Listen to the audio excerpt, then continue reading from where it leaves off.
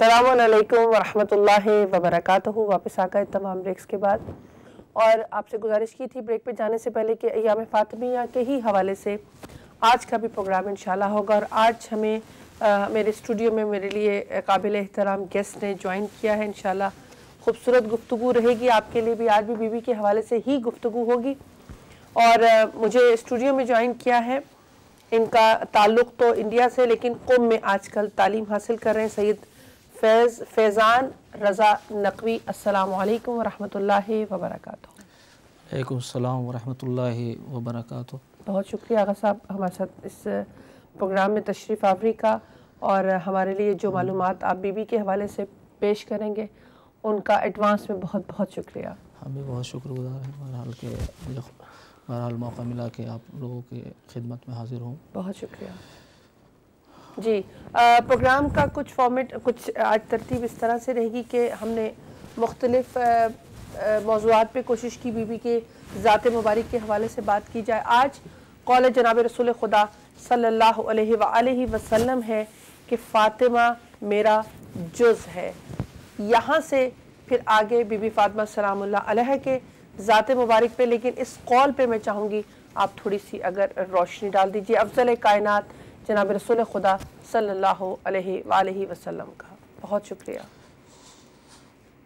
औज़ु बिल्लाहि स्समील अलीम मिनश शैतानिर रजीम। बिस्मिल्लाहिर रहमानिर रहीम। अल्हम्दुलिल्लाहि रब्बिल आलमीन वस्सलातु वस्सलाम अला नबिय्यिल करीम व आलिहि तय्यबीन अत्ताहिरीन अबिल क़ासिम मुहम्मद सल्लल्लाहु मुहम्मदिन व आले मुहम्मद।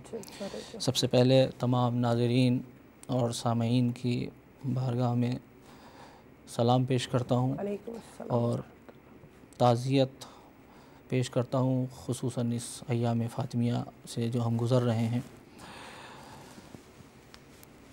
बिस्मिल्लाहिर्रहमानिर्रहीम। क़ाल रसूलुल्लाह सल्लल्लाहु अलैहि वसल्लम फ़ातिमा बज़अतु मिन्नी। फ़ातिमा मेरा जुज़ है। ज़ाहिर है कि ये जो लफ्ज़ है फ़ातिमा बज़अतु मिन्नी, अगरचे हदीस तवील है मगर मैंने सिर्फ़ हदीस का एक हिस्सा जो है वो सरनामे सुख़न को करार दिया है ताकि नाज़रीन और सामीन की खिदमत में बिज़अत मुस्तफ़ा का मफ़हूम वाज़ेह हो जाए कि बिज़अत मुस्तफ़ा यानी क्या मतलब है। क्या बात। सामीन और नाज़रीन, आम तौर से जो तर्जुमा किया जाता है फ़ातिमा बज़अतु मिन्नी, फ़ातिमा मेरे जिगर का टुकड़ा है, आम तौर से तर्जुमा हमारे बाज़ मुतरजमीन और बाज़ खुतबा करते हैं फ़ातिमा बज़अतु मिन्नी यानी फ़ातिमा मेरा जुज़ है। मैंने इस हदीस को यानी हदीस के इस फ़िक्रे को लेने का सबब सिर्फ़ ये है क्योंकि ये जुमला ऐसा है कि तमाम उलमा ने, चाहे वो अहले सुन्नत हज़रात में से हों या अहले तशय्युअ हज़रात में से हों, उन्होंने इस जुमले को नक़ल किया है। अगरचे आगे के जो फ़क़रात हैं मुमकिन है कि उसमें इख्तिलाफ़ हो, लेकिन इस जुमले में किसी को इख्तिलाफ़ नहीं है। ये इख्तिलाफ़ नहीं है, ये मुत्तफ़क़ अलैह जुमला है फ़ातिमा बज़अतु मिन्नी। अब सवाल ये है यहाँ पर पेश आता कि बज़अ के माना क्या हैं। अगरचे जो तर्जुमा किया जाता है फ़ातिमा बज़अतु मिन्नी, फ़ातिमा मेरे जिगर का टुकड़ा है, तो अगर जिगर का लफ्ज़ अरबी, क्योंकि मैं बहरहाल एक छोटा सा तालिब इल्म हूँ, अरबी ग्रामर के हिसाब से अगर आप देखें तो ज़ाहिर सी बात है कि अरबी में जिगर कबत को कहते हैं और लफ्ज़ कबत जो है वो रिवायत में नहीं है। ठीक है, तो सिर्फ़ इतलाक़ है फ़ातिमा बज़अतु मिन्नी, फ़ातिमा मेरा जुज़ है। अगर हम ये कहते हैं कि फ़ातिमा मेरे जिगर का टुकड़ा है तो जिगर का ताल्लुक़ जिस्म से होता है, और जब जिस्म से होता है और अगर हम ये कहेंगे कि फ़ातिमा सलावतुल्लाह अलैहा जिगर का टुकड़ा है रसूल आज़म सल्लल्लाहु अलैहि वसल्लम की, तो इसका मतलब यह है कि हमने शहज़ादी की शख्सियत को, शहज़ादी की मंजिलत को महदूद कर दिया। बिल्कुल। लिहाजा हम ये तर्जुमा मुनासिब नहीं है। क्यों? इसलिए कि इंसान मुरक्कब जो है वो जिस्म और रूह से होता है। बेशक। तो जिस तरीके से जिस्म के अपने कमालात होते हैं, रूह के अपने कमालात होते हैं। अब आप अंदाज़ा कीजिए کہ جیسا کل ہوگا ویسے ہی اس کا حصہ، ویسا ہی اس کا جز ہوگا۔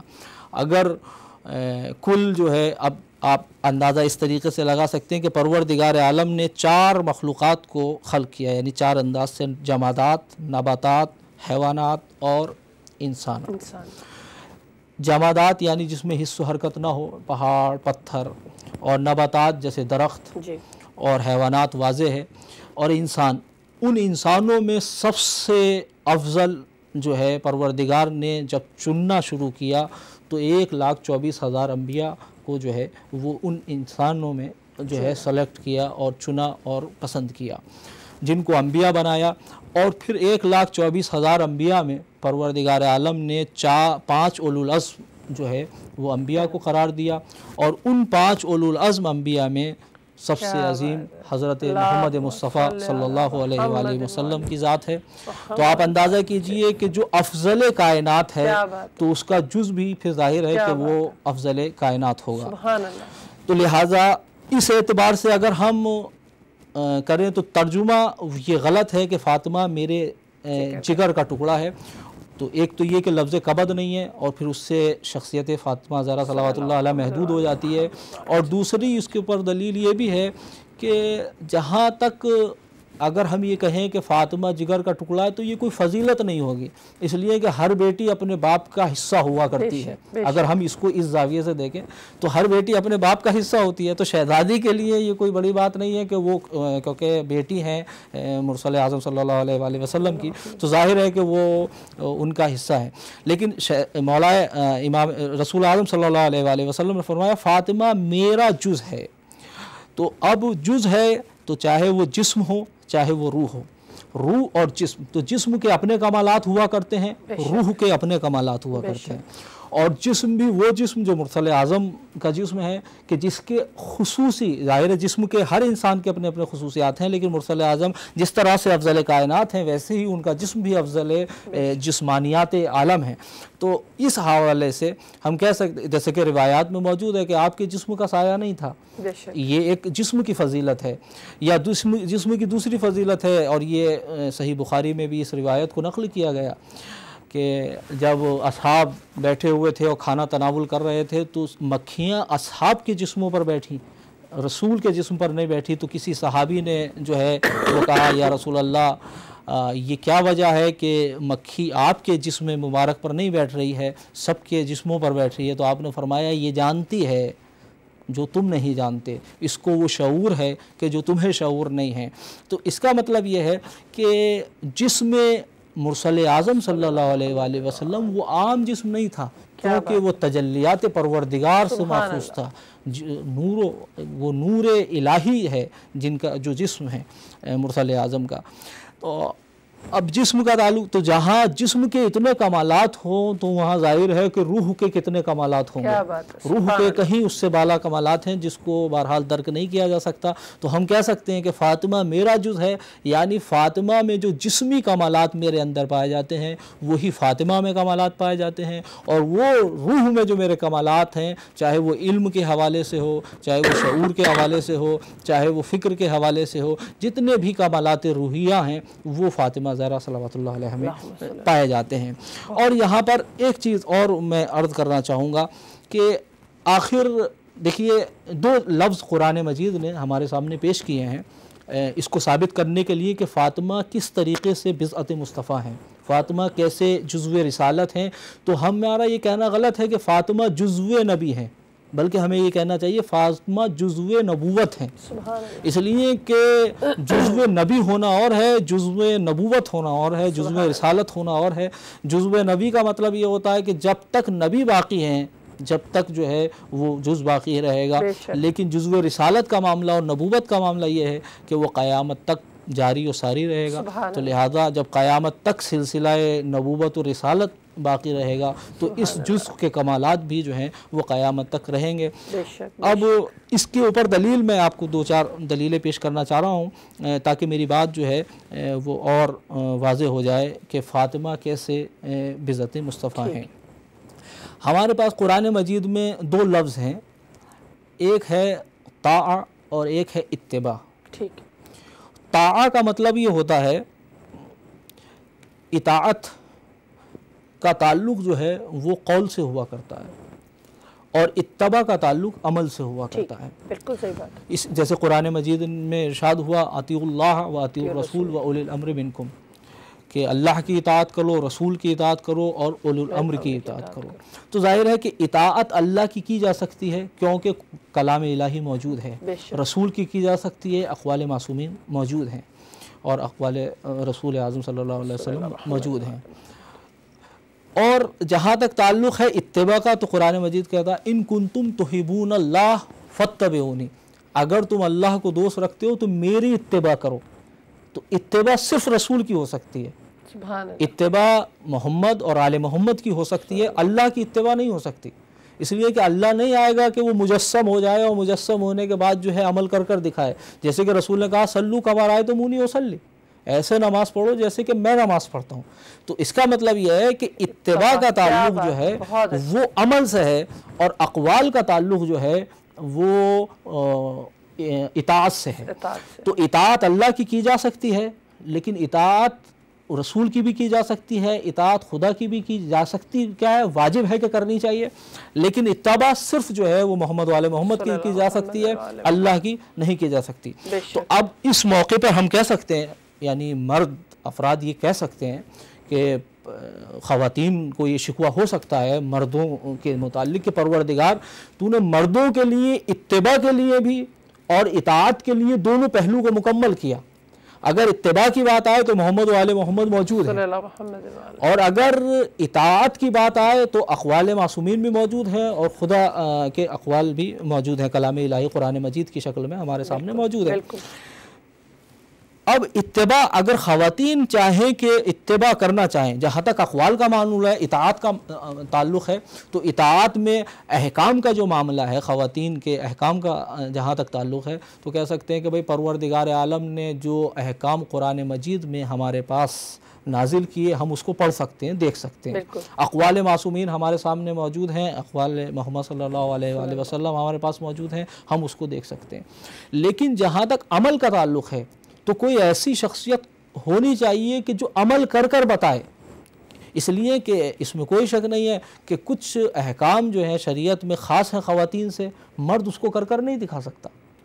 کچھ احکام خاص ہیں مردوں کے لیے، عورت خواتین اس کو کر نہیں دکھا سکتی. تو ایسی سچویشن میں ہمارے ایسی حالت میں مردوں کے پاس جو ہے وہ قولی اعتبار سے کلام الہی موجود ہے، اقوال معصومین موجود ہیں اور جو حدیث ہمارے سامنے موجود ہیں. اور اتباع کی کیفیت میں محمد و آل محمد کی اتباع اور ان کا عمل موجود ہے. لیکن خواتین کے پاس فقط اور فقط جو ہے وہ اقوال تو موجود ہیں، اتباع کی کوئی کیفیت نہیں ہو سکتی. تو ضروری ہے کہ ایسی کوئی شخصیت ہونی چاہیے. اب آپ کہیں گے کہ نہیں رسول جو ہے عمل کر دکھا سکتے ہیں، تو عمل ممکن ہے کہ رسول کچھ عمل کر دکھا سکیں، لیکن ہر عمل جو ہے وہ خواتین کا انجام نہیں دے سکتے. اس لیے کہ نماز کا جہاں تک تعلق ہے وہ نماز مختلف ہے، اس میں کچھ احکام مختلف ہیں. حج کا جہاں تک تعلق ہے حج کے احکام مختلف ہیں. حد یہ ہے کہ آپ نیت خضوع و خشوع میں اگر آپ ہوں تو وہ نیت انسان یہ نیت نہیں کر سکتا ہے. خواتین جو ہے وہ کتنے بھی خضوع و خشوع کے ساتھ نماز پڑھے یا مرد کتنے بھی خضوع و خشوع کے ساتھ نماز پڑھے، لیکن جس وقت نماز وہ پڑھ رہا ہوگا تو اس وقت اس کو یہ ماننا استغراق اور تغرق کا مطلب یہ نہیں ہے کہ انسان یہ بھول جائے کہ میں مرد ہوں یا نہیں، یا خاتون یہ بھول جائے کہ میں مرد ہوں یا نہیں ہوں. تو اسے ضرورت ہے اس بات کی کہ وہ اس بات کو سمجھے. تو اب ہمیں ضرورت ہے کہ ہم خواتین کہہ سکتی ہیں کہ پروردگار عالم ہمارے عملی نمونہ ہمارے لیے کہاں ہے، ہمارے لیے آئیڈیل کوئی عملی آئیڈیل ہونا چاہیے. نظری آئیڈیل تو موجود ہیں، اقوال موجود ہیں.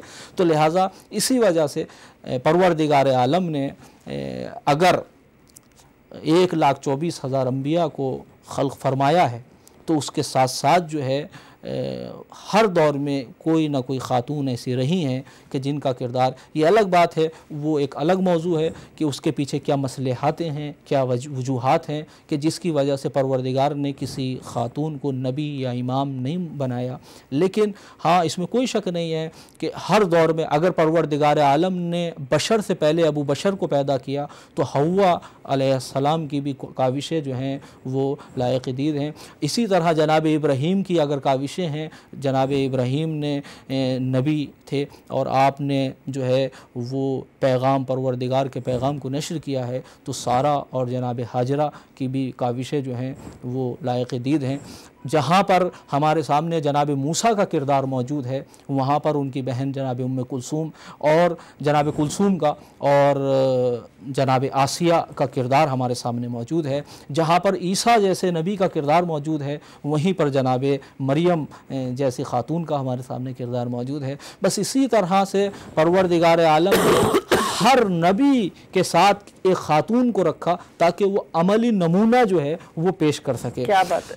اب کیونکہ مرسل اعظم صلی اللہ علیہ وآلہ وسلم افضل کائنات تھے, تو لہٰذا پروردگار عالم نے فاطمہ زہرا صلوات اللہ علیہ کو افضل نساء العالمین اور سیدۃ نساء العالمین کی شکل میں آپ کو اس دنیا میں بھیجا, تاکہ ایک دنیا کے لیے, خواتین کے لیے, عالم نسواں کے لیے آپ عملی نمونہ پیش کر رہے ہیں. اور اس وجہ سے ہم کہہ سکتے ہیں کہ آپ بضعت مصطفیٰ ہیں. کیا بات ہے, سبحان اللہ, بہت خوبصورت گفتگو. ہمارے پاس ایک کالر ہے, ہم ان کو شامل کرنا چاہیں گے. السلام علیکم ورحمۃ اللہ. جی وعلیکم السلام ورحمۃ اللہ وبرکاتہ. فرا کیسی ہیں؟ رباب لاہور سے. جی بہت الحمدللہ, آپ سنائیے. ہاں جی مولانا صاحب کو بھی بہت السلام علیکم. وعلیکم السلام ورحمۃ اللہ. جی میری بہن, پہلے ہم اپنے وقت کے امام کو بہت زیادہ. لائن ڈراپ ہو گئی, لائن ڈراپ ہو گئی, مجھے آواز نہیں آ رہی, لگتا ہے لائن ڈراپ ہوگی. میری سسٹر رباب, آپ پاکستان سے کال کر رہی تھی, مجھے آواز نہیں آ رہی. ہلو. جی اب آ رہی ہے. جی فرمائیے. جی سب سے پہلے تو اپنے وقت کے امام کو بہت زیادہ ان کی دادی کا تعزیت پیش کرتے ہیں اور پرسہ پیش کرتے ہیں. مولا قبول کرے انشاءاللہ. اور جتنا بھی یہ اب دن بہت کم رہ گئے ہیں بی بی کے ایام فاطمیہ کے, ہم اس ٹائم اتنا تڑپ رہے ہیں تو ان کے بچوں پہ اس وقت کیا گزری ہوگی, بہت زیادہ ہم اس چیز کو بیان نہیں کر سکتے. بالکل صحیح بات. بی بی اب شہادت کے بعد سے اب تک ہر اپنے بچے کو رونے جاتی ہیں, تو بی بی اب بھی مظلوم ہے بہت زیادہ. بالکل صحیح بات. اور دوسرا مولانا صاحب سے یہی پوچھنا تھا فرا کہ ہم ڈیلی میں بی بی کو کیا ہدیہ نماز پیش کر سکتے ہیں جن کے ایام فاطمیہ چل رہے ہیں؟ آیا 2 رکعت نماز پڑھ کے ان کو ہدیہ دے سکتے ہیں یا کچھ اور کوئی تاکہ بات ہے, یا ایام فاطمیہ سے ہٹ کر بھی بیوی کو یاد رکھا جا سکتا ہے. جی بہت شکریہ میری بہن, کال کرتی ہیں. بس میں اب آپ کی ریگولر کالر بنتی جا رہی ہوں. میں نے یہی آپ سے فرمایا, کہنے لگی تھی کہ بہت شکریہ, آپ روز کال کر رہی ہیں. بہت دعائیں آپ کے لیے, آپ کی فیملی کے لیے, آپ کے بچوں کے لیے. ہاں جی بہت دعا. انشاءاللہ مولا آپ کو سلامت رکھے. ہمیں بھی آپ کی کال کا انتظار رہنے لگا ہے, کیونکہ آپ ریگولر کالر ماشاءاللہ. ہمارے جو ریگولر ہیں الحمدللہ مولا, جو نہیں بھی کرتے میں تو سب کو اپنی دعاؤں میں شامل حال رکھتی ہوں.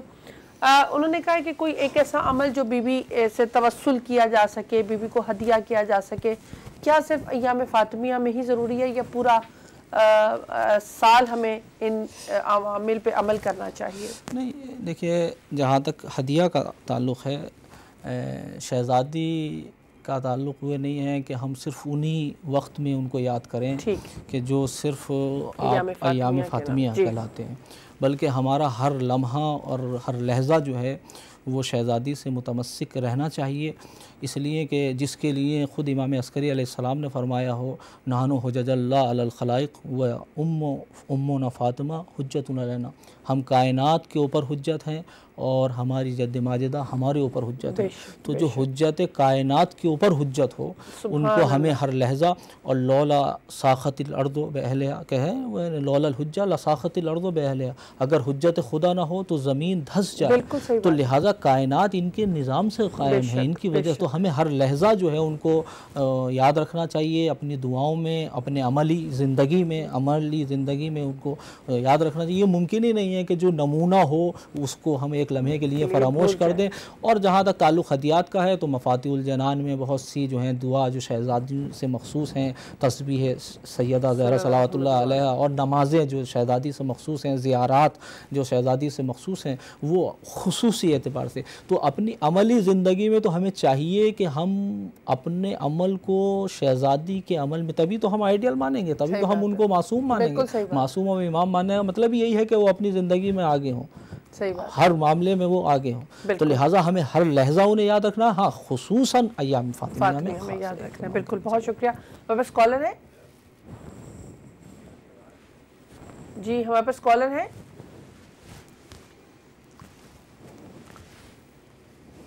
جی ہمارے پاس ابھی اچھا بہت خوبصورت گفتگو ہو رہی ہے اور میری بہن آپ کو آپ کے سوال کا جواب بھی مل گیا ہوگا. آپ نے فرمایا کہ افضل کائنات جناب رسول خدا صلی اللہ علیہ وآلہ وسلم کا حصہ جز قرار دے دی گئی, سیدۃ النساء العالمین جنہیں قرار دیا گیا, جو کہ ہیں اور جنت کی عورتوں کی سردار ہیں بی بی. اور 4 خواتین کا آغا صاحب ہمیں اسلام میں اپنے دین میں ذکر ملتا ہے جو افضل ہیں اور خواتین سے اسلام کی جنہوں نے جو بھی کردار ادا کیا اسلام میں. میں چاہوں گی پہلے ان کا ہم نام بتا دیں, پھر ایک ایک کر کے ان سے ہم کیا سبق, کیا درس لے سکتے ہیں, کیا تربیت لے سکتے ہیں ان سے. تو میں چاہوں گی پہلے ان 4 خواتین کا اگر ذکر ہو جائے. بہت شکریہ. جہاں تک تعلق میں نے جیسے عرض کیا کہ ہر دور میں پروردگار عالم نے جس طریقے سے مردوں کی ہدایت کے لیے انبیاء کو بھیجا, اسی طرح خواتین کے لیے بھی جو ہے وہ ہر دور میں جو ہے خاتون رہی. لیکن ان میں جس طریقے سے 5 اولو العزم انبیاء ہمارے سامنے موجود ہیں, اولو العزم نبی, اسی طریقے سے جو ہے وہ 4 خواتین, یوں تو بہت سی خواتین ہیں کہ جو ہر دور میں رہیں, جیسے جناب حوا ہیں, جناب پوری ایک تاریخ ہے خواتین کی, لیکن اس میں جی بہت شکریہ. السلام علیکم. السلام علیکم ورحمۃ اللہ. وعلیکم السلام ورحمۃ اللہ. جی میں جناب سیدہ کی شہادت پیش کرنا چاہتی ہوں. بی بی قبول کریں. بہت شکریہ. میں لندن میں بول رہی ہوں. جی جی سے ان کی تعزیت قبول کیجیے. جی بہت شکریہ. بی بی قبول کریں انشاءاللہ. انشاءاللہ مولا سلامت رکھے آپ کو. بی بی کی تعزیت, بی بی اپنی بارگاہ میں آپ کی اس تعزیت کو, اس پرسے کو قبول کریں انشاءاللہ. جی آغا صاحب بہت یہ تو 4 خواتین جو ہیں وہ افضل کائنات, جیسے رسول کی حدیث سے قال رسول اللہ صلی اللہ علیہ وسلم افضل نساء اہل الجنہ, یعنی ظاہر ہے کہ سید نساء اہل جنہ نہیں, افضل نساء اہل جنہ. جنت کے خواتین میں جو افضل ہیں اور پھر کائنات میں بھی جو افضل ہیں, کوملا من الرجال کثیر, مردوں میں بہت سے ہیں, ولم یکمل الا 4, لیکن خواتین میں 4 خواتین وہ ہیں جو افضل کائنات بنائی گئیں. اس میں سے سب سے پہلے آسیہ بنت مزاحم ہیں جو زوجہ فرعون تھی اور جنہوں نے اپنے ایمان کو جو ہے وہ پنہا رکھا. اور دوسری خاتون جو ہیں ہمارے سامنے جو ہیں وہ جناب مریم بنت عمران ہیں, جناب عیسیٰ علیہ السلام کی والدہ گرامی, اور جو سورہ مریم ہمارے سامنے پورا قرآن مجید میں سورہ موجود ہے. اور تیسری خاتون ہمارے سامنے جناب خدیجہ بنت خویلد ہیں جو زوجہ رسول صلی اللہ علیہ وآلہ وسلم ہیں. اور چوتھی خاتون جو سیدۃ النساء العالمین ہیں وہ سیدہ فاطمہ صلوات اللہ علیہا ہیں. تو جس طریقے سے ہمارے سامنے 5 اولو العزم انبیاء ہیں, اسی طریقے سے 4 خواتین جو ہیں وہ افضل ہیں.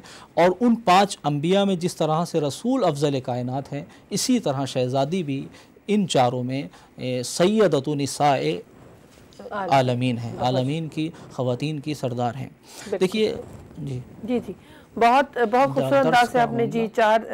میں چاہوں گی ہم اگر ترتیب ان خواتین سے کچھ درس لینا چاہیں. دیکھیے جہاں تک تعلق ان کا درس کا ہے, اگر ہمیں چاہیے کہ ہم پڑھیں, ہمیں کوشش یہ رہنا چاہیے, اس لیے کہ سن کر صرف کافی نہیں ہوتا, ہمیں مطالعہ کرنا چاہیے, دیکھنا چاہیے. اب میں ظاہر ہے ایک پوری تاریخ ہے, میں سب کا تو ذکر نہیں کر سکتا, ایک مثال جو ہے آپ کو میں پیش کرنا چاہ رہا ہوں. دیکھیے سب سے پہلی جو خاتون ہیں جو افضل ہیں جناب آسیہ بنت مزاحم ہیں جو فرعون کی زوجہ تھی. ان کی پوری زندگی کو اگر ہم خلاصہ کرنا چاہیں تو ان میں 2 چیزیں بڑی اہم ہیں.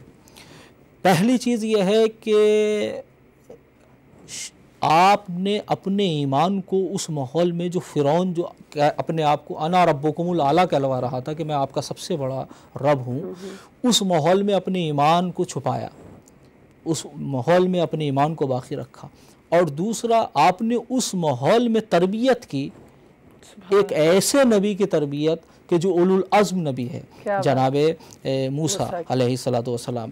تو ہمیں یہ درس ملتا ہے. آج ہمارے ہاں کبھی کبھی یہ شکوہ ہوتا ہے، لوگ خواتین ہوں یا بہرحال مردوں میں سے ہوں، یہ کہتے ہیں کہ میاں ہم فلاں ملک میں رہ رہے ہیں، وہاں ماحول ایسا ہے، ہم فلاں شہر میں رہتے ہیں، وہاں کا حالات ایسے ہیں، وہاں ہم پردہ نہیں کر سکتے، وہاں پر ایمان کا معاملہ بنتا ہے، وہاں کھانے پینے کی چیزوں کا معاملہ بنتا ہے. تو ہر ملک کی اپنی اپنی خصوصیات ہوتی ہیں، اپنے ملک کے معاملات ہوتے ہیں.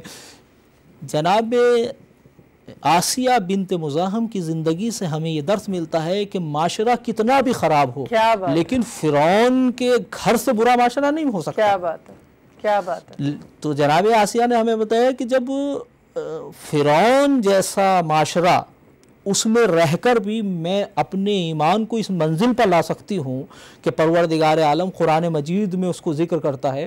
اور نہ فقط یہ ہے کہ میں خود بہت اچھی مومنہ ہوں، میں نے اپنے ایمان کو اچھا رکھا، نہیں، بلکہ اس ماحول میں میں اپنے بچے کی، ولو وہ بچہ حقیقی بچہ نہیں ہے، تربیت کی ہے جناب موسیٰ کو، لیکن میں نے اس ماحول میں بھی ان کو تربیت کر کر جو ہے وہ بتا رہی ہوں کہ ماحول کا شکوہ نہ کیجئے. اگر انسان چاہتا ہے کہ وہ اپنے بچوں کو اور اپنے آپ کی تربیت کرنا چاہے، اپنے آپ کو ایمان میں رکھنا چاہے، تو وہ چاہے کیسا ہی معاشرہ ہو، فرعون جیسے گھر سے برا معاشرہ نہیں ہو سکتا. اس کے باوجود جب ہم اپنے کردار کو اچھا رکھ سکتے ہیں اور تربیت جس کو ہم کر رہے ہیں وہ ایک معمولی بچہ نہیں ہے بلکہ ایک نبی ہے، تو جب ہم اتنے برے ماحول میں نبی کی تربیت کر سکتے ہیں تو تم اپنے بچوں کی تربیت کیوں نہیں کر سکتے؟ کیا بات ہے، بہت یہ ایک جناب آسیہ بنت مزاحم کی زندگی سے میں نے ایک بات آپ کی خدمت پہ. دوسری چیز جناب مریم بنت عمران ہے. جناب مریم کا سورہ مریم قرآن مجید میں پورا سورہ موجود ہے. ہمیں چاہیے کہ ہم پورا سورہ مریم پڑھیں اور اس کی تفسیر پڑھیں. ہمارے پاس قرآن موجود ہے، ہمارے پاس تفاسیر ماشاءاللہ علماء نے ایک سے ایک تفسیر جو ہے لکھی ہے، ہمیں چاہیے کہ اس کو پڑھیں. لیکن ہم پوری ان کی زندگی سے ایک بات جو تربیت سے ریلیٹڈ ہے وہ یہ ہے کہ جیسے قرآن مجید نے جو ہے نقل کیا ہے، کلما دخل علیہا زکریا کہ المحرابہ، جناب زکریا جب محراب میں داخل ہوتے تھے. ظاہر ہے کہ جناب زکریا نے، جناب مریم جو ہیں وہ بیت المقدس میں جو ہے وہ تربیت پا رہی ہیں اور ان کا کفیل جو ہے وہ جناب زکریا ہیں. جناب زکریا خود اپنے آپ میں نبی ہیں اور جناب مریم بھی اب معصومہ ہے. قرآن نے اس کی ضمانت لی ہے کہ یا مریم ان اللہ اصطفیٰ کی وطہرہ کی واصطفیٰ کی علی نساء العالمین، اے مریم اللہ نے تم کو چن لیا اور تم کو معصوم بنایا، مطہرہ بنایا. تو ظاہر ہے عالمین کے اوپر چننا، اپنے زمانے کی عالمین کی خواتین پر آپ کو فوقیت دی. تو ظاہر ہے کہ وہ جو معصومہ ہیں تربیت کر رہا ہے، کون تربیت کر رہا ہے؟ کفیل جناب زکریا ہیں. جناب زکریا کے لیے یہ ہے کہ جب کلما، قرآن کہتا ہے کلما دخل علیہا، جب آپ داخل ہوتے تھے تو دیکھتے تھے کہ جناب مریم کے پاس، قرآن نے کہا کہ جب کلما دخل علیہا زکریا المحراب وجد عندہا رزقا، تو آپ رزق پاتے تھے، کوئی پھل فروٹس اس طریقے چیزیں پاتے. قال یا مریم، تو قرآن کہہ رہا ہے کہ جناب زکریا فرماتے تھے اے مریم انا لکی ھذا، یہ تمہارے پاس کہاں سے آیا؟ قالت، تو مریم فرماتی تھی ہوا من عند اللہ، یہ اللہ کے پاس سے آیا. ان اللہ یرزق من یشاء بغیر حساب، اللہ جسے چاہتا ہے بے حساب دیتا. اب یہاں پر ہمیں ایک تربیتی پہلو وہ بھی ملتا ہے کہ جب جناب نبی خود زکریا نبی ہیں اور وہ معصوم ہیں، جانتے ہیں کہ یہ چیز کہاں سے آئی ہے، اس لیے کہ یہ ممکن ہے اگر کوئی چیز ہو ہمارے پاس اور وہ فوڈ کہیں کا کسی بھی کمپنی کا ہو فوراً پتہ چل جاتا ہے کہ صاحب یہ کہیں نہ کہیں سے فلاں کمپنی کا ہے یا فلاں چیز کا. تو یہ کیسے ممکن ہے کہ نبی زکریا نہ جانتے ہوں کہ یہ کہاں سے آیا؟ اور یہ بھی ممکن نہیں ہے کہ کہیں ادھر ادھر سے آیا ہو کیونکہ آپ خود معصومہ ہیں. تو آخر یہ بار بار کیوں پوچھ رہے ہیں یا مریم انا لکی ھذا، یہ تمہارے پاس کہاں سے آیا؟ اس کا مطلب یہ ہے کہ پروردگار عالم جناب زکریا اور خود جناب مریم کے واقعے سے ہمیں یہ بتانا چاہ رہا ہے کہ اگر ایک کفیل باپ ہو، باپ کی یہ ذمہ داری ہے، ماں کی یہ ذمہ داری ہے، اگر اپنی بیٹی کے پاس یا اپنے بیٹے کے پاس کوئی ایسی چیز دیکھے کہ جو اس نے نہیں دلوائی ہے، کیا بات، اب وہ ہو سکتا ہے موبائل بھی ہو سکتا ہے، کپڑا بھی ہو سکتا ہے، پیسہ بھی ہو سکتا ہے، کچھ بھی ہو سکتا ہے. تو اگر ہمارے بچوں کے پاس کوئی ایسی چیز ہے کہ جو ہم نے نہیں دلائی تو ہمیں چاہیے کہ اس کے بارے میں پوچھیں کہ یہ چیز تمہارے پاس کہاں سے آئی. تو ایسا تو نہیں ہے کہ وہ کہیں ادھر ادھر سے آئی ہو. اگر یہ ادھر ادھر سے چیز آئی ہے تو یقیناً پھر اس کا مطلب ہماری تربیت میں کہیں کمی رہ گئی ہے. تو ہمیں چاہیے کہ ہم اپنے بچوں سے وہ چیزیں جو ہم دلا رہے ہیں تو وہ تو ٹھیک ہے, وہ تو کوئی مشکل نہیں ہے, لیکن وہ چیزیں جو ہم نے نہیں دلوائی ہمیں پوچھنا چاہیے یہ چیز کہاں سے آئی. کبھی بہت سی ایسی فیملیز ہیں کہ جن کو ہم جانتے ہیں, پتہ چلا بیٹی ہے وہ کوئی چیز لا رہی ہے, باپ کو پتہ ہی نہیں ہے, ماں کو پتہ ہی نہیں ہے, تو اب ہو سکتا ہے کہ وہ چیز جو آ رہی ہے وہ کسی غلط راستے سے آ رہی ہو, تو پھر وہی چیز اس کی تربیت کے اوپر اثر انداز ہوگی. تو جناب فاطمہ زہرا صلوات, جناب مریم کی زندگی سے ہمیں یہ ملتا ہے کہ ہمیں یہ چاہیے کہ والدین کو اپنے بچوں سے یہ پوچھیں کہ یہ چیز ہمارے پاس کہاں سے کنسرن رہیں کہ بچے کیا لے رہے ہیں, کیا خرید رہے ہیں, کیا استعمال کر رہے ہیں, کیا وہ چیز آپ کی دلائی ہوئی ہے یا وہ کہیں اور سے لے کر آئے ہیں. یہ جو کانٹیکٹ ہے, جو کمیونیکیشن گیپ ہے, یہ پھر بچوں کو پیرنٹس سے بھی دور کر دیتا ہے اور مشکلات کا شکار ہو جاتے ہیں. ہمارے پاس ایک کالر ہیں, دیکھتے ہیں وہ ہم سے کیا بات کریں گے. السلام علیکم ورحمۃ اللہ. وعلیکم السلام ورحمۃ اللہ. یا علی مدد. یا علی مدد. جی میرے بھائی. پاکستان سے گجرات سے سید فراست علی جعفری بول رہا ہوں. جی جی فرمائیے. اچھا, میری بہن علامہ صاحب سے یہ بہت پیارا بتا رہے تھے پہلے خواتین کے بارے میں. اللہ کے کلام میں جو بھی لکھا ہے علامہ صاحب بہتر جانتے ہیں, وہ یقینی بات ہے ہمارے فائدے کے لیے, ہمارے کام کے لیے. جی جی بالکل. تو ہمیں جو سیرت فاطمہ زہرا سلام اللہ علیہ بتائی جاتی ہے یا ہماری کتابوں میں جو لکھی ہوتی ہے وہ صحیح کلیئر نہیں ہوتی کہ اس کے بارے میں جو آیتوں کے مطابق جو تشریح بنتی ہے وہ ہمارے ترجموں میں یا ہماری تاریخ میں نہیں ہے.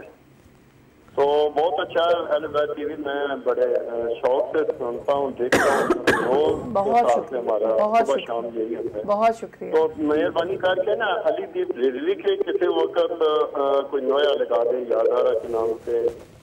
آپ کے پروگرام میں تو نہیں ہے لیکن میری بہن نے یہ ریکویسٹ ہے اہل بیت ٹی وی جی جی علی اور باقی زہرا سے بھی, تو جو ہے نا محمد و آل محمد میں کر کے آپ سب کے لیے دعا کریں کہ بیوی کے غم کو ہر مسلمان جانے اور پہچانے اور اس کو ادا کرنے کی کوشش کرے.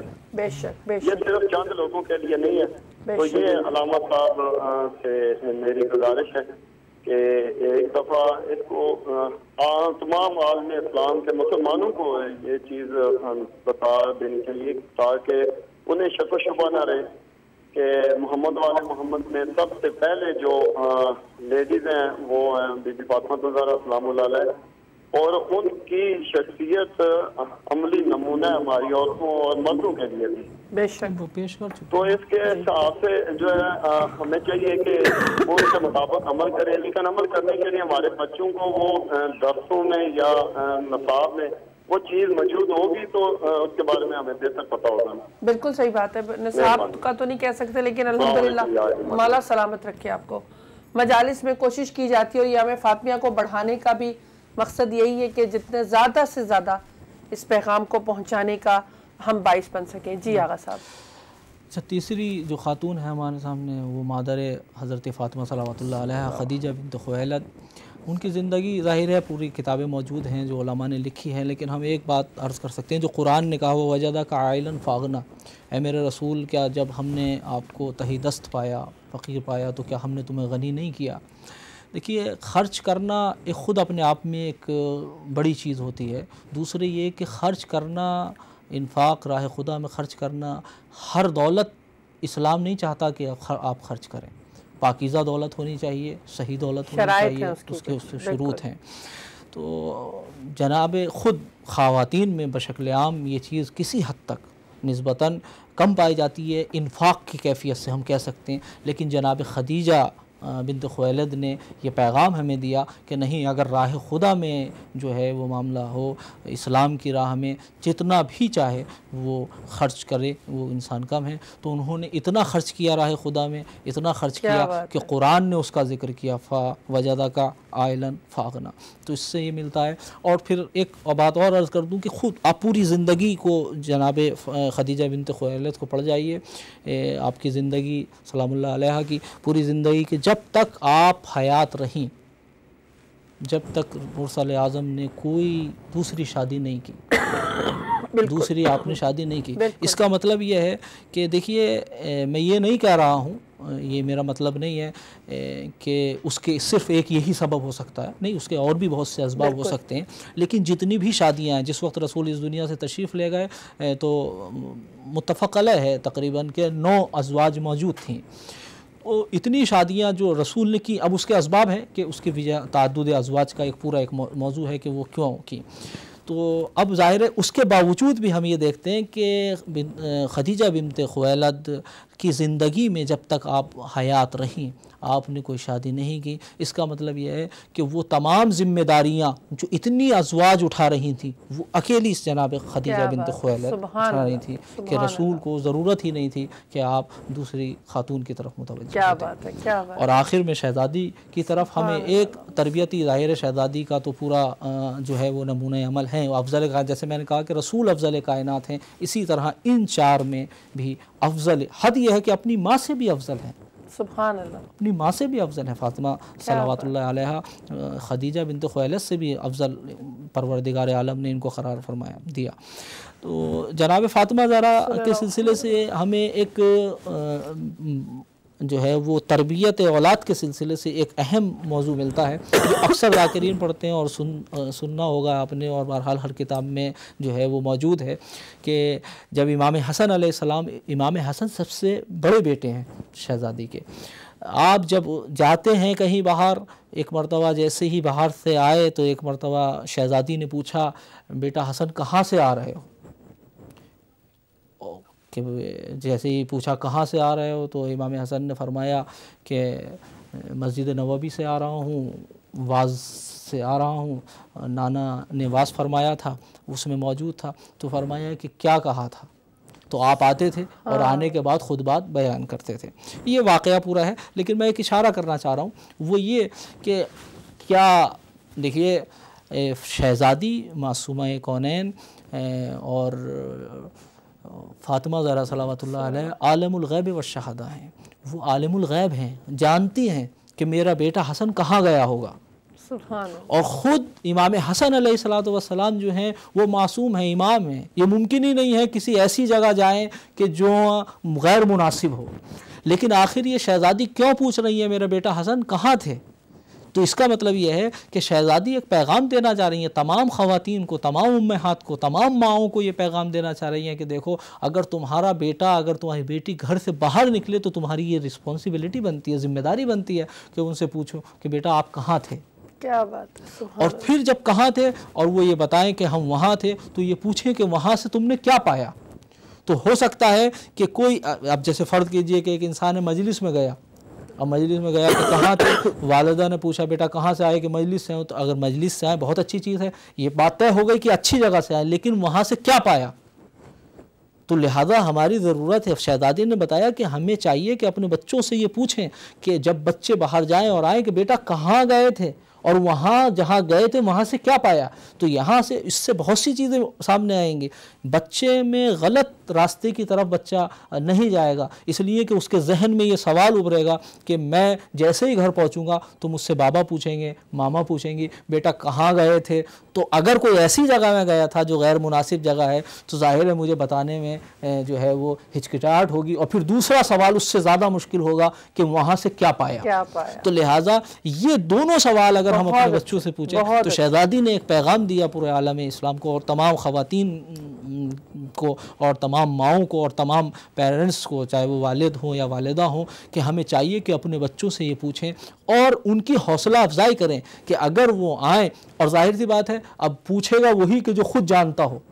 تو ہمیں چاہیے ہماری ماؤں کو اور ہمارے جو آبا جو پیرنٹس ہیں ان کو چاہیے کہ وہ خود اپنے آپ میں وہ قابلیت، وہ علم پیدا کریں تاکہ وہ بچہ جو سیکھ کر آیا ہے اس کی ہم اصلاح کر سکیں کہ یہ کس حد تک صحیح ہے یا یہ کس حد تک غلط ہے. کیا بات. تو یہ شہزادی کی زندگی سے بہت خوبصورت پروگرام، ہمیشہ کی طرح بہت خوبصورت آپ نے گفتگو کی.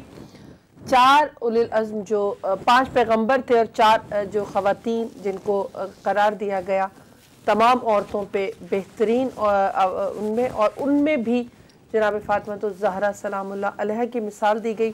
اور آپ نے بہت خوبصورت پوائنٹ بی بی فاطمہ الزہرا سلام اللہ علیہ کہ وہ معصوم تھے، وہ بھی معصومہ تھی، تربیت ان کی نہیں ہماری تربیت کے لیے یہ پوائنٹس جتنے بی بی نے ہم تک کے بچوں کو نظر میں رکھی. جیسے جناب آسیہ کا آپ نے کہا کہ اس ماحول میں بھی کیسی تربیت کی، بے شک معصوم تھے لیکن اپنے آپ کو پابند رکھا اس دین حق کے ساتھ بھی، اور پھر اس دین حق کے ان پیغمبر کی بھی تربیت کی. اور جناب ختیجہ سے آپ نے جو پیغام دیا کہ راہ خدا میں اپنا تمام مال خرچ کر دیا. اور بی بی کے حوالے سے بھی، فاطمہ کے حوالے سے اگر کوئی اور پوائنٹ آپ. جی میں یہ عرض کرنا چاہوں گا کہ شہزادی کے حوالے سے ظاہر ہے کہ کیونکہ ہماری گفتگو چل رہی ہے فاطمہ بضعۃ منی، تو فاطمہ اگر جزو رسالت ہیں تو جی ہمیں دیکھنا یہ ہوگا کہ رسول کا کردار، رسول کا میسیج قرآن نے، احادیث نے کیا بیان کیا تاکہ ہم شہزادی کی فضیلت اور شہزادی کے پیغام کو سمجھ سکیں. جس طرح سے وَلَقَدْ كَانَ لَكُمْ فِي رَسُولِ اللَّهِ أُسْوَةٌ حَسَنَةٌ، تو ظاہر ہے رسول ہمارے لیے اسوہ حسنہ ہے. تو اس کا مطلب یہ ہے کہ جب رسول اسوہ حسنہ ہیں تو جو ان کا جز ہے وہ بھی ہمارے لیے اسوہ حسنہ کی حیثیت رکھتا ہے. اب ظاہر ہے اسوہ حسنہ کس طریقے سے اسوہ حسنہ، میں اس کو 3 آپشنز میں بیان کر رہا ہوں. دیکھیے عام طور سے انسان جو اچھے کام کرتا ہے یا برے کام کرتا ہے وہ 3 چیزیں اس کے سامنے ہیں. یا تو انسان اچھی بات کہے گا، یعنی زبان سے کچھ کہے گا، اقوال سے اس کا تعلق ہے، تو یا تو انسان زبان سے کوئی اچھا بیان ہوگا یا الیاذ باللہ کوئی غلط بیانی کرے گا انسان. دوسری چیز ہمارے سامنے آتی ہے انسان عملی طور سے، زبان سے نہیں بلکہ عملی طور سے اس نے اپنے کوئی کام انجام دیا، چاہے وہ اچھا ہو چاہے وہ برا ہو. اور تیسری چیز یہ ہے کہ فکر کے اعتبار سے کسی کے بارے میں غلط سوچنا یا کسی کے بارے میں اچھا سوچنا. تو یہ 3 چیزیں ہمارے سامنے موجود ہیں. جہاں تک معاملہ زبان کا تعلق ہے، بولنے کا تعلق ہے، تو قرآن مجید نے کہا وَمَا يَنْطِقُ عَنِ الْهَوَىٰ ان ہوا الا وحی یوحیٰ، میرا نبی جو بولتا ہے وہ صرف اور صرف وحی کے انداز میں بولتا ہے، وحی کے لہجے میں بولتا ہے، جو مشیت پروردگار ہوتی ہے، جو مشیت تو لہٰذا یہاں پر پروردگار عالم نے جتنے بھی اقوال رسول ہیں ان کی ضمانت لی ہے، جتنے بھی اقوال رسول ہیں اس کی ضمانت پروردگار عالم نے لی ہے. اچھا یہ تعلق ہو گیا قول سے. تو لہٰذا ہم نے کیا کہا کہ اس کا مطلب یہ ہے کہ رسول جب بھی بولتے ہیں وہ مشیت الہی کے لہجے میں بولتے ہیں، جب بھی بولتے ہیں تو وہی بولتے ہیں جو وہی ہوتی ہے. اور فاطمہ جزو رسالت ہیں تو لہٰذا فاطمہ بھی جب بولتی ہیں تو وہی بولتی ہیں کہ جو مشیت پروردگار ہوتی ہے، کیونکہ وہ آپ ان کی جز ہیں. اسی طریقے سے وَمَا رَمَيْتَ إِذْ رَمَيْتَ وَلَكِنَّ اللَّهَ رَمَىٰ، اے میرے حبیب یہ کنکریاں تم نے نہیں پھینکی ہیں. دیکھیے کنکریے کی بساط کیا ہوتی ہے، لیکن قرآن نے ایک چھوٹا سا تذکرہ کیا کہ ایک چھوٹا سا کام، ایک کنکری بھی میرا نبی جو ہے بغیر وحی کے نہیں اٹھاتا، بغیر عمل، یعنی اب اس کی عمل کی ذمہ داری لی. تو اس کا مطلب یہ ہے کہ اب جیسا عمل رسول کا ویسے ہی اس کے جز کا عمل ہے. تو جس طریقے سے پروردگار نے عمل رسول اعظم صلی اللہ علیہ وآلہ وسلم کی ذمہ داری لی، اسی طرح اب اس حدیث کو آپ تطبیق کیجئے رسول کے اوپر کہ جس طریقے سے رسول کا ہر عمل جو ہے وہ مشیت پروردگار کے تحت ہوتا ہے، اسی طرح فاطمہ زہرا صلوات اللہ علیہ کا ہر عمل مشیت پروردگار کے تحت ہے. اب فاطمہ زہرا صلوات اللہ علیہ اپنی زندگی میں کسی بھی چیز کا مطالبہ کریں، کسی بھی چیز کو طلب کریں، کسی بھی چیز کو مانگیں، کوئی بھی عمل انجام دیں، فاطمہ زہرا صلوات اللہ کا عمل پروردگار قرار پائے گا. تیسری چیز جو ہے وَمَا تَشَاءُونَ إِلَّا أَن يَشَاءَ اللَّهُ، فکر کا تعلق کہ انسان اچھے سوچتا ہے. تو قرآن نے کیا کہا وَمَا تَشَاءُونَ إِلَّا أَن يَشَاءَ اللَّهُ، ان کے ارادے بھی وہ ہوتے ہیں، ان کی مشیتیں بھی وہ ہوتی ہیں، ان کے ارادے اور فکر اور تفکر اور تدبر بھی وہ ہوتے ہیں جو مشیت پروردگار ہوتی ہیں. اور ظاہر بات ہے یہ سورہ دہر کی آیت ہے، اور سورہ دہر کی اہم کردار شہزادی فاطمہ زہرا صلوات اللہ علیہ کا ہے. تو لہٰذا ہم کہہ سکتے ہیں کہ فاطمہ زہرا ڈائریکٹلی طریقے سے بھی جو ہے اس آیت میں شریک ہیں، اور پھر اس جزو رسالت کے اعتبار سے بھی جو ہے وہ ہم تدبیر کر سکتے ہیں. تو لہٰذا شہزادی اپنے تینوں عمل کے اعتبار سے جو ہے وہ تینوں ضمانت پروردگار نے لی ہیں، لہٰذا اسی وجہ سے آپ کو افضل کائنات قرار دیا گیا، اور یہی وجہ تھی کیونکہ آپ جس طریقے سے رسول افضل کائنات جناب تھے، رسول خدا کے بعد جی رسول جس طرح سے رسول جو ہے افضل کائنات تھے ہیں، اور مردوں میں اور ویسے بھی ساری کائنات میں افضل کائنات ہیں، اسی طرح شہزادی سید نساء عالمین ہیں، تو سید نساء عالمین، تو اس کا مطلب یہ آپ جزو رسالت ہیں، اور جزو رسالت اسی وجہ سے ممکن ہے کہ ایک جزو رسالت کا اشارہ یہی ہو کہ رسول جب بھی، اب یہ حدیث ہمارے ہاں نہیں ہے، اہل سنت میں مستدرک میں صحیحین میں موجود ہے، حاکم نیشاپوری نے اس حدیث کو نقل کیا ہے کہ کانت اذا دخل علیہ رسول اللہ، کہ جب رسول داخل ہوتے تھے، جب جو ہے وہ فاطمہ زہرا کانت اذا دخلت علیہ رسول اللہ، فاطمہ زہرا جب جو ہے وہ رسول کے پاس داخل ہوتی تھی تو فقام الیہ، رسول احترام کے لیے کھڑے ہو جاتے تھے۔ تو احترام کے لیے کھڑے ہو جانے کا کیا مطلب ہے؟ احترام کے لیے اس لیے نہیں کہ بیٹی کا احترام تھا، اگر آپ یہ کہیں کہ بیٹی کا احترام تھا تو پھر سنت رسول ہو جانا چاہیے، اور پھر سنت رسول ہونا چاہیے تو ہر باپ کے لیے ذمہ داری ہے کہ وہ اپنی بیٹی کا احترام کرے، کھڑے ہو کر احترام کرے۔ لیکن کسی فقیر نے نہیں کہا، کسی صحابی نے نہیں سمجھا، کسی مجتہد نے یہ فتویٰ نہیں دیا کہ بیٹی کے احترام میں کھڑا ہونا سنت ہے۔ تو اس کا مطلب یہ ہے کہ بیٹی کے اعتبار سے آپ احترام نہیں فرما رہے تھے، بلکہ آپ جزو رسالت کو، کہ آپ اس منزل میں تھیں کہ جس منزل پہ رسول صلی اللہ علیہ وآلہ وسلم جو فرائض انجام دے رہے تھے رسالت کے، اسی فرائض کو آپ ہم شریک تھیں کار رسالت میں، تو لہٰذا اسی لیے احترام کے لیے اٹھتے تھے۔ اور بڑا عجیب ایک نکتہ ہے کہ روایات میں، اور یہ روایت عائشہ سے ہے اور مستدرک میں اس کو نقل کیا گیا، ایک قامہ الیہا اور قامہ لہا، عربی زبان اس میں دونوں میں فرق ہے، یہ نہیں ہے قامہ لہا رسول اللہ، رسول ان کے احترام کو کھڑے ہوتے تھے، یہ ہے قامہ الیہا رسول اللہ، رسول۔ دیکھیں اب اردو کے اعتبار سے دیکھا جائے تو دونوں معنی ہے، لیکن عربی گرامر کے اعتبار سے فرق ہے، کیونکہ عربی میں دو لفظ استعمال ہوتے ہیں، ایک ہوتا ہے قامہ لہا اور ایک ہوتا ہے قامہ الیہا۔ قامہ لہا کا مطلب یہ ہوتا ہے کہ کوئی انسان اگر اس طرف سے آئے یا ادھر سے آئے یا ادھر سے آئے، میں احترام کے لیے اس کے کھڑا ہو گیا، یہ ہے قامہ لہا۔ قامہ الیہا کا مطلب یہ ہوتا ہے کہ جدھر سے شخصیت آ رہی ہو، کیا بات، آپ اس طرف رخ کر کے چند قدم اس کے استقبال کو بڑھیں، کیا بات ہے۔ تو اس کا مطلب یہ قامہ الیہا، رسول احترام کے لیے بڑھتے تھے، اور فقبل یدہ، آپ ہاتھوں کو بوسہ لیتے، فرحب بہا، آپ مرحبا فرماتے تھے، وَأَجْلَسَهَا فِي مَجْلِسِ، عجیب جملہ ہے، اپنی اس جگہ پر بٹھالتے تھے جہاں آپ خود تشریف فرما ہوتے تھے۔ تو اس کا مطلب یہ ہے کہ بتانا چاہتے تھے کہ دیکھو فاطمہ کار رسالت میں میرے شریک ہے، اسی وجہ سے میرے مقام پر بیٹھنے کا حق ہے، اس لیے کہ خود بیٹھ جانا الگ ہوتا ہے اور بٹھانا الگ ہوتا ہے۔ دیکھیے اگر انسان خود بیٹھ جائے تو وہ استحقاق کی دلیل نہیں ہے، ہو سکتا ہے کہ مستحق ہو سکتا ہے مستحق نہ ہو، لیکن اگر کسی کو رسول بٹھا رہے ہیں تو اس کا مطلب یہ ہے وہ اس کے استحقاق کی دلیل ہے، اس کا مطلب یہ ہے کہ شہزادی جزو رسالت ہیں۔ سبحان اللہ، کیا بات ہے، بہت خوبصورت۔